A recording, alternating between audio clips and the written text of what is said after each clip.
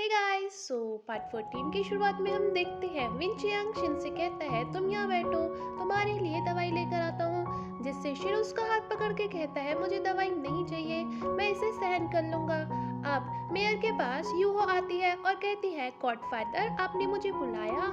यूहो एक अनाथ लड़की है जिसको बचपन से मेयर ने पाला था, इसी वजह से वो उन्हें गॉडफादर कह रही है। और मेयर कहते हैं मैं आज तुम्हें किसी से मिलवाने वाला हूँ। अब हमें विंचियांग को दिखाया जाता है जो शिन को पानी पिलाता है और कहता है शिन तुम ठीक हो। हाँ, शिन कहता है मैं ठीक हूँ। विंचियांग कहता है शिन प्लीज यूहो से शादी मत करना। जिससे शिन कहता है तुम फिक्र मत करना, मैं किसी का प्यार नहीं छीनूंगा। फिर विंचियांग कहता है थैंक यू शिन। और हाँ, मैंने ना चुपके से तुम्हारी और डैड की बातें सुन ली थी। तुम अंकल कह रहे थे डैड को और दोनों की फाइट भी हुई थी, तुमने मैजिक का यूज किया था। कौन हो तुम? शिन कहता है तुमने सब देख लिया। विंचियांग कहता है हाँ। जिससे शिन कहता है मैं तुम्हें कुछ नहीं बता सकता, अगर मैंने तुम्हें बता दिया तो तुम मुसीबत में पड़ जाओगे। फिर विंचियांग कहता है अच्छा ठीक है, कोई बात नहीं, चलो मैं तुम्हें घर छोड़ देता हूँ। और दोनों वहाँ से चले जाते हैं। अब जाते समय यूहो शिन को देखती है और मेयर कहते हैं यूहो शिन के बारे में क्या सोचती हो। यूहो कहती है शिन अच्छा लड़का है। फिर मेयर कहते हैं बेटा लगता है तुम बहुत इम्प्रेस हो उससे।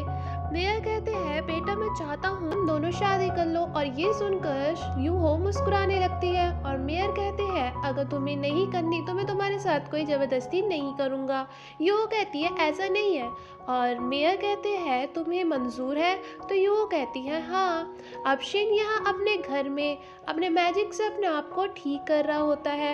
अब वहाँ क्लिनिक में मीडिया वाले आते हैं जो यून से पूछते हैं कि लास्ट टाइम आपने हाथ को मक्खियों से कटवाया था और आपने कहा था कि आप अपनी बनाई हुई दवाई को खाएंगी और अपने आप को ठीक करेंगी, लेकिन आपको देखकर तो नहीं लगता कि आपकी दवाई असर कर रही है। देखो आपके हाथ पे ब्लैक स्पॉट पड़ गए हैं। अब शिन भी वहीं आ जाता है और यून कहती है मेरी जो दवा है वो धीरे धीरे असर करती है और अभी सिर्फ 3 दिन हुए हैं। आप लोग अभी मेरे जख्म का फोटो ले लो और रोज आकर देखो कि मेरी दवाई असर कर रही है या नहीं। मुझे यकीन है कि मेरी दवाई असर करेगी और मैं जल्दी ही ठीक हो जाऊंगी। अब देखते हैं जिनत्यांग जिसको मक्खी ने काटा था, उसने भी यही दवाई ली थी और बार बार दवाई लेने से उसे भी उसकी लत लग जाती है और वो दवाई की बोतल उठाने वाला होता है कि उसके डैड बोतल ले लेते हैं और शीफई से कहते हैं कि शीफई इसे जाओ और रूम में बंद कर दो। शीफई उसे रूम में ले जाता है और बांध देता है और कहता है प्लीज थोड़ा सह लो। अब जिनत्यांग कहता है सब मेरी वजह से हुआ है, शीफई तुम मुझे मारो। शीफई कहता है नहीं नहीं, मैं तुम्हें नहीं मारूंगा, अगर मैंने आपको मारा तो आप बाद में मुझसे बदला लेंगे। जिनत्यांग कहता है नहीं मैं ऐसा नहीं करूंगा। फिर शीफई उसे धीरे से थप्पड़ मारता है और जिनत्यांग कहता है पागल, और जोर से मार। फिर शीफई जोर जोर से मारने लग जाता है और कहता है कजन प्लीज थोड़ा सह लो। और अब यहाँ क्लिनिक में शिन बेकाबू हो गया है और वो दवाई के लिए तड़प रहा होता है और वहाँ पर उन्होंने उसे बांध रखा होता है। और डैड शिन की तरफ देखकर बोलते हैं कितनी खतरनाक दवाई है ये, देखो इसे कितनी लत लग गई है, शिन तुम्हें सहना होगा। और उन सब से कहते हैं कि तुम इसका संभाल के रखना और वहाँ से चले जाते हैं। अब यूहो यून से कहती है यून तुम यहाँ क्या करने आई हो, तुम्हारी बॉडी में भी अभी तक जहर है, जाओ तुम आराम करो। यून कहती है मैं शिन को देखने आई हूँ और यून शिन के हाथ पकड़कर कहती है तुम्हें कुछ नहीं होगा, देखो मैं आ गई हूँ, सब ठीक हो जाएगा। और यूहो इन दोनों को देखती रहती है। अब कुछ दिन बीत जाते हैं और इन्होंने जो मेडिसिन मंगाई है वो क्लिनिक के बाहर आती है और वो सब लोग मेडिसिन उतार रहे होते हैं। तभी वहाँ यून आती है और शिन कहता है तुम यहाँ क्यों आई हो, तुम अभी ठीक हुई हो? यून कहती है नहीं, अभी क्लिनिक में लोग कम है और मैं ठीक हूँ, तुम लोग फिक्र मत करो और मैं भी हेल्प करूँगी। अब सारा सामान वो लोग अंदर ले आते हैं और मेडिसिन बनाने की तैयारी में जुट जाते हैं। और जिनत्यांग अभी भी बंधा होता है और उसे होश आता है और वो शीफई से कहता है मुझे खोलो। शीफई कहता है अब आप ठीक है? तो जिनत्यांग कहता है हाँ मैं ठीक हूँ। और अब यून सारी दवाई बनाकर क्लिनिक के बाहर रखती है और सभी मीडिया वाले भी आ चुके हैं और उनसे कहती है, देखो मेरे हाथ को, मैं ठीक हो गई हूँ, क्या आपको ब्लैक स्पॉट दिखाई दे रहा है? नहीं ना। अब ये देखकर मीडिया वाले भी चौंक जाते हैं और वो कहते हैं, अरे हाँ, ये लड़की तो ठीक हो गई है और उल्टा ये तो पहले से भी सुंदर लग रही है। अब वो लोग अपने अपने पैसे निकाल कर कहते हैं, हमें भी मेडिसिन चाहिए, और यूहो कहती है, सबको मेडिसिन मिलेगी, सब लाइन बना लो, और सब बारी बारी से मेडिसिन ले रहे होते हैं। अब शिन कहता है, अरे वाह यून, अब इस मेडिसिन से इन लोगों को भी फायदा होगा और तुम्हें भी देखो कितने पैसे मिल रहे हैं। अब जिन त्यांग अपनी पुलिस फोर्स को लेकर वहाँ आ जाता है और यून से कहता है, यून मैं तुम्हें कितने दिनों बाद मिल रहा हूँ, तुम कितनी सुंदर लग रही हो। और जिन त्यांग वहाँ खड़े लोगों से कहता है, तुम लोग जो स्पेशल मेडिसिन ले रहे हो उसे मत लो, इस मेडिसिन को लो जो यून ने बनाई है। और सभी लोग कहते हैं, हाँ ऑफिसर जिन त्यांग सही कह रहे हैं। अब यह यून और शिन क्लिनिक में होते हैं, तभी वहाँ डैड आ जाते हैं और यून कहती है, डैड आप यहाँ क्या कर रहे हो? डैड कहते हैं, मैं फैक्ट्री जा रहा था, सोचा पहले तुमसे मिल लूं। यून कहती है, फैक्ट्री?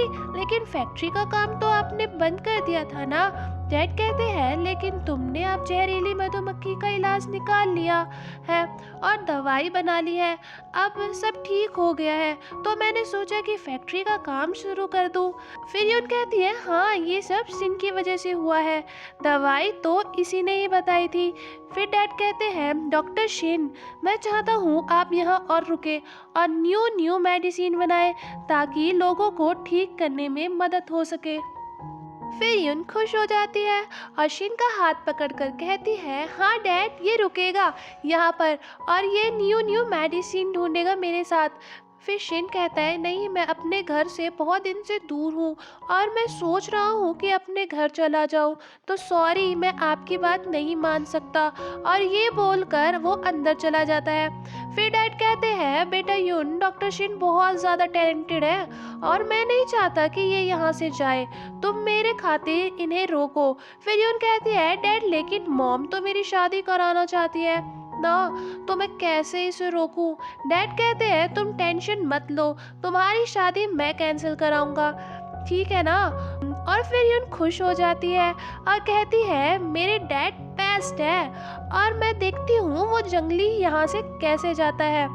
और डैड खुश हो जाते हैं और सीधा जिन त्यांग के घर चले जाते हैं, वो सारे गिफ्ट्स लेकर जो यून की सौतेली माँ ने उनसे लिए थे। और डैड कहते हैं, मेरी बेटी बहुत छोटी है और उसे बंद रहना बिल्कुल पसंद नहीं, तो आप अपने सारे गिफ्ट ले लो। फिर जिन त्यांग के डैड कहते हैं, आप शादी तोड़ना चाहते हैं? फिर वो कहते हैं, हाँ मेरी गलती है कि मेरी बीवी ने बिना पूछे उसकी शादी पक्की कर दी थी।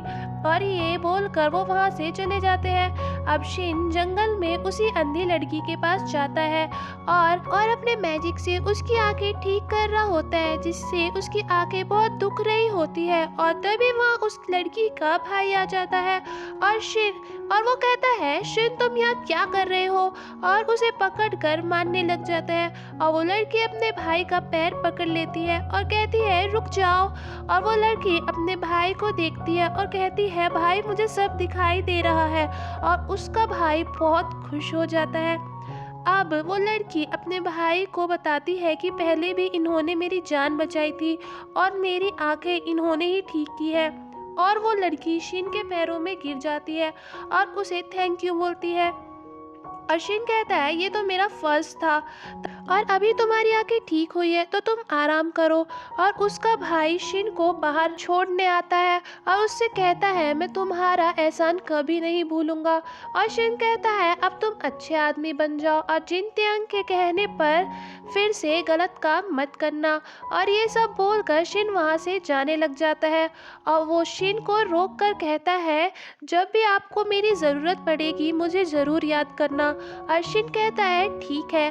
और ये बोलकर शिन वहाँ से चला जाता है और एपिसोड 14 यहीं पे ही खत्म हो जाता है। सो अगर आपको वीडियो अच्छी लगे तो वीडियो को लाइक, चैनल को सब्सक्राइब, बेल नोटिफिकेशन को ऑन पे कर लेना।